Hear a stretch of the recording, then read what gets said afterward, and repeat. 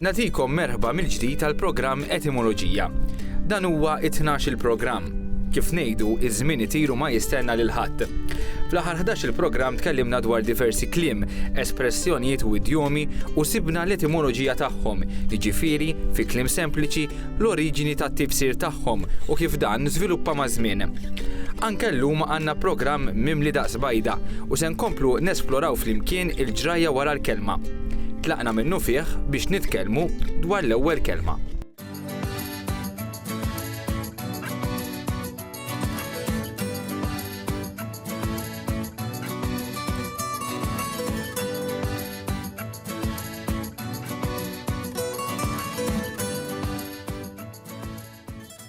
Fl-ewwel parti ta' dan il-programm se nitkellmu fuq kelma li nużawha ħafna u li ftit nobsru li għall-etimoloġija tagħha irridu mmorru ħafna lura fi żmien.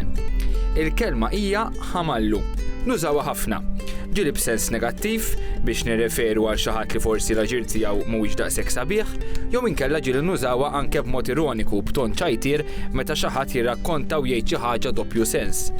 Iżda minn fejn ġejja din il-kelma? Il-kelma ħamallu jista' jkun li ġejja minn nom qarbi ħammal, jiġifieri xi ħadd li iġorr jew inkella irreffieħ. Fl-imoddi, dak li kien iġorr l-affarijiet għal ħaddieħor kien ikun ġej mill-klassi l-baxxa. Ix-xogħol tal-ġar kien jitqies bħala ħidma ta' blaġieħ. Mela, is-sens oriġinali ta' ħamallu ma kienx xi ħadd baxx, pastas, jew kif ngħidu aħna l-Maltin ċerċur, iżda kien dak li jġorr jew inkella irreffieħ. Li ġara huwa li l-kelma jew aħjar it-tifsira tagħha komplit tiżviluppa. L-ġarrier jew il-ħamallu kien ġej mill-klassi l-baxxa. Il-Maltin bdew jużaw in-nom ħamallu għal kull min huwa baxx, pastas, goff jew inkella mhuwiex edukat. Iżda dwar dan ejjew inħallu jispjegalna aktar lill-Professur Charles Briffa.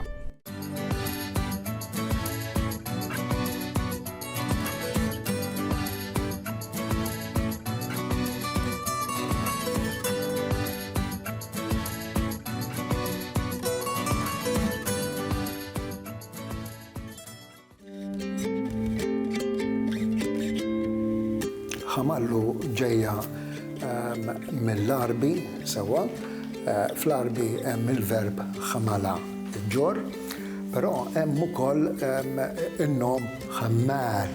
Ħammal illi huwa l-ġarrier, dak illi jew reffieħ biex niftehmu porter. All right? U dan x'kien dan? Fis-soċjetà li qed nitkellmu fuqha sewwa issa ħalli nieħdu perjodu. All right? Ħalli ngħidu iż-żmien tal-kavallieri. Okay? Kif ġieli għandna, ċerti jobs kienu għan-nies il-baxxi. Ftemna, għaliex l-għolja ma kienx jagħmluhom żgur daw, ħadd ma kien se jerfa' l-affarijiet tiegħu. U l-iktar illi kien jintuża dan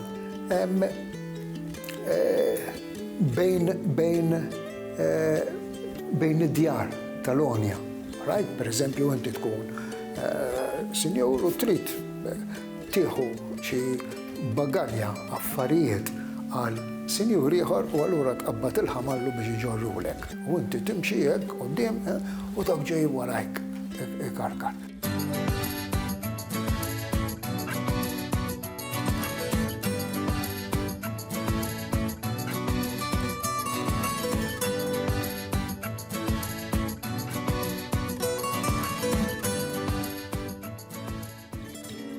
Għal darba oħra, fit-tieni parti ta' dan il-programm se nkunu qed nitkellmu dwar isem ta' għasfur. Dawn l-ismijiet, anke jekk forsi mhumiex daqshekk komuni, huma interessanti ħafna u wkoll qed juruna kemm il-lingwa hija ħajja u sabiħa. Dawn l-ismijiet ma waqgħux mis-sema, ħolquhom Maltin bħalna li raw u osservaw. Fil-programmi li għaddew diġà ntqajna ma' ħafna safar, uħud minnhom ħadu isimhom mill-kulur tagħhom bħal l-isfar, oħrajn minn xi xebħ bħal fras-servjent, oħrajn mill-abitat tagħhom bħal l-asfur tal-bejt u oħrajn mit-tisfira tagħhom bħal ġaħġaħ. It-tajra li se nitkellmu dwarha llum hija xi ftit jew wisq partikolari. Isimha jirrifletti żewġ affarijiet, jiġifieri t-tifsira tagħha, iżda wkoll karatteristika li ma tarajiex fa' safar oħra. Din hija id-daqquqa tat-toppu.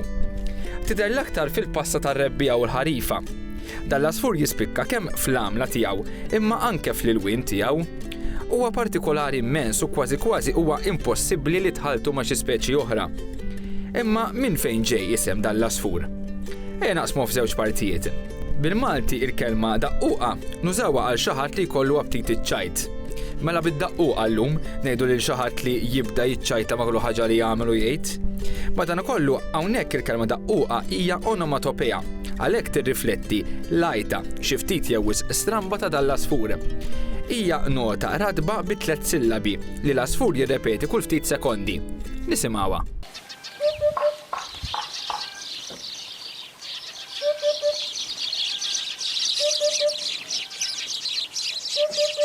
Smajtu għad daqquqa? Ta' min isemmi li kelma daqquqa tintuża wkoll f'isem ta' asfur ieħor, jiġifieri id-daqquqa l-kaħla jew aħjar il-kuku kif nafuh aħna. Anke hawn tirreferi għall-għajta ta' dan l-asfur. Mela biex issir distinzjoni bejn dawn iż-żewġ speċi kien hemm bżonn li l-isem ta' dan l-asfur ikun jinkludi xi dettall ieħor li jiddistingwih. Hawn niġu għat-tieni parti tal-isem. Ngħidulu tat-toppu għax fuq rasu dan l-asfur għandu rix twil li ta' spiss iqajmu bħal raġġiera sabiħa fuq rasu. Iżda dwar id-daqquqa tat-toppu se nintaqgħu mill-ġdid ma' Jason Aloisio minn BirdLife Malta li se jispjegalna aktar u se jagħtina aktar eżempji ta' qasafar li xi karatteristika tagħhom intużat fl-isem tagħhom.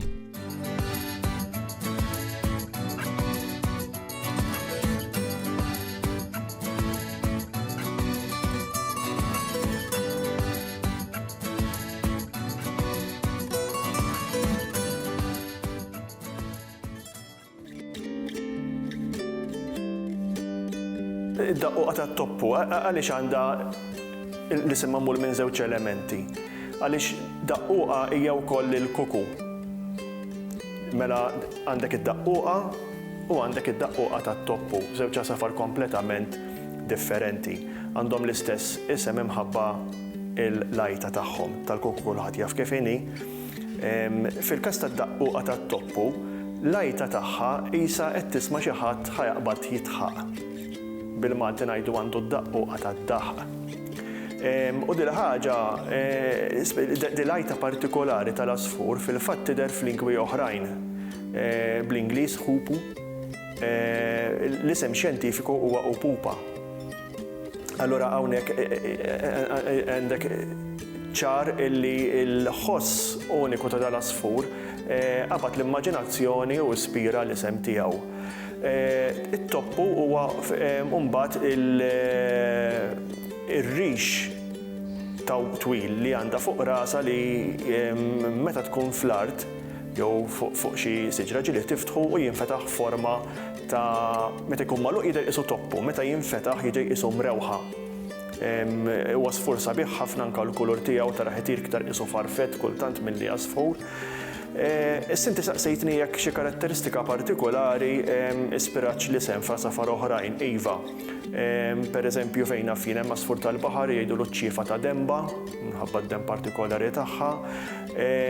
Dal-element mbagħad intuża wkoll meta inħolqu ismijiet ħanajtek b'mod artifiċjali fis-sens illi da jkollok ċertu għasafar illi qatt ma jidhru f'pajjiżna.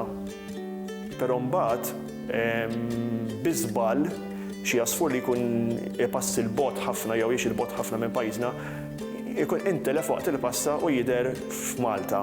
Jekk dak li jsejħu vagrants minn dawn għandna eżempji waħdiet ta' ġifieri mhux ħafna, però jeżistu ta' asafar li jgħixu fl-Amerika nagħtu każ, ġifieri dak ikunu qasmu l-Atlantiku baqgħu iduru f'xi ma spiċċaw hawnhekk. Meta dak li jkun jiġi biex joħloq isem tiegħu bil-Malti, bosta drabi, da m'hemmx regola, meta jkun hemm xi erba' nies jiltaqgħu biex iddeċidu isem x'teġa' ħajtuh bil-Malti, ġieli jieħdu spunt mill-post tiegħu, pereżempju Durrajsa tan-Nord, x'tiġi mit-tramuntana tal-Ewropa, jew inkella mid-demp jew xi kulur partikolari jew forma partikolari li jkollu dal-asfur.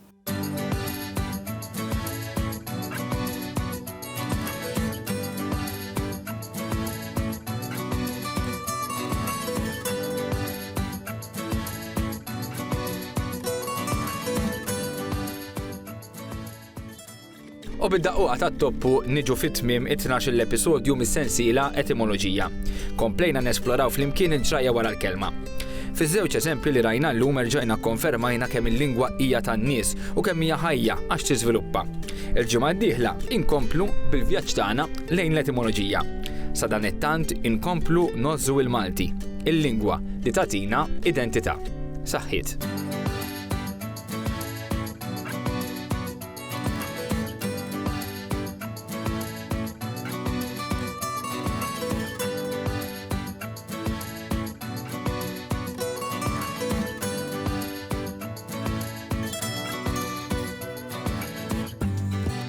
Tasbu bis-swit il-ronfon kif tbatti x-xemx sajfija daqet moda l-Ave Marija tlet kittarri jintuna mal-ħemda il-ġmil tan-noti